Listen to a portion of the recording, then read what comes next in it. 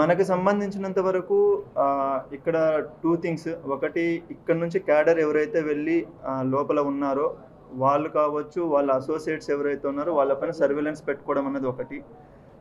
Second thing ఏంటంటే frontal organisations ఏవైతే కొన్ని రకాల పేర్లతోటి ఏదైతే ఈ నక్సలిజం అన్న ఒక మావోయిజం అన్న ఒక ఐడియాలజీకి సపోర్ట్గా మాట్లాడుతూ ఉన్నారో వాళ్ళపైన ప్రాపర్గా సర్వేలెన్స్ పెట్టుకోవడం ఒకటి. ఈ రెండు మనకి మేజర్. ఇది కాకుండా మనకి పోలీస్ స్టేషన్స్ ఎక్కడైతే ఉన్నాయో దానికి సంబంధించి బార్డర్ పోలీస్ స్టేషన్స్ అండ్ ఇంతకుముందు ఏవైతే మనకి ఇంపాక్ట్ ఉన్నదో ఈ మావోయిజం పైన నక్సలిజం పైన ఇంపాక్ట్ ఉందో వాటిల్లో సెక్యూరిటీ అనేది మనము ప్రాపర్గా చెక్ చేసుకున్నాము. ఇది కాకుండా విఐపి మూమెంట్ ఎక్కడైతే ప్రజెంట్ పొలిటీషియన్స్ కావచ్చు లేదా ఎక్స్ పొలిటీషియన్స్ కావచ్చు వీళ్ళందరూ మూమెంట్ ఏదైతే ఉందో వాళ్ళకి సంబంధించి వాళ్ళందరినీ కూడా అలర్ట్ చేయడం జరిగింది. అంటే వాళ్ళు శ్రీకాకుళం జిల్లాలో తిరగచ్చు లేదా ఇక్కడ నుంచి వెళ్ళి వేరే డిస్ట్రిక్ట్స్లో కూడా మూమెంట్ చేయొచ్చు వాళ్ళు. సో అందుకనే వాళ్ళందరినీ మనము అవేర్ చేయడం జరిగింది. ఆల్రెడీ సిచ్యువేషన్ ఏంటని ఎక్స్ప్లెయిన్ చేయడం జరిగింది రీసెంట్ ఇన్సిడెంట్స్ తర్వాత. సో దానికి తగ్గట్టు మనం 100% ప్రికాషన్స్ తీసుకుంటున్నాము. ఇవి కాకుండా వెహికల్ చెకింగ్ తర్వాత పబ్లిక్ ప్లేసెస్ ఏవైతే ఉన్నాయో ఇవి చేస్తున్నాము.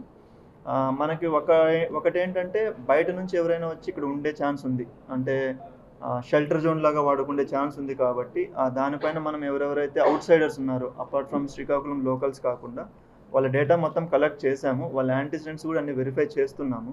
సో ఇన్ కేస్ అలా ఏదన్నా ఉన్నా కూడా మనం 100% యాక్షన్ తీసుకుంటాం. సో ఫార్ మనకు అలాంటిది స్పెసిఫిక్గా ఏమి ఐడెంటిఫై కాలేదు.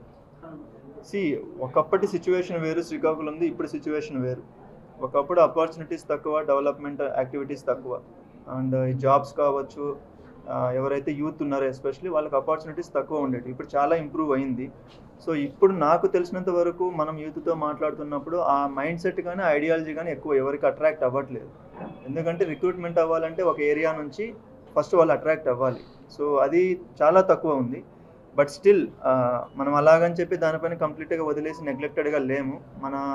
మన ఇన్ఫర్మేషన్ సిస్టమ్ ఏదైతే ఉందో అది పెట్టుకున్నాము. సో 100% ఈ డిస్ట్రిక్ట్ నుంచి అయితే రిక్రూట్మెంట్ అవ్వకుండా చూస్తాం.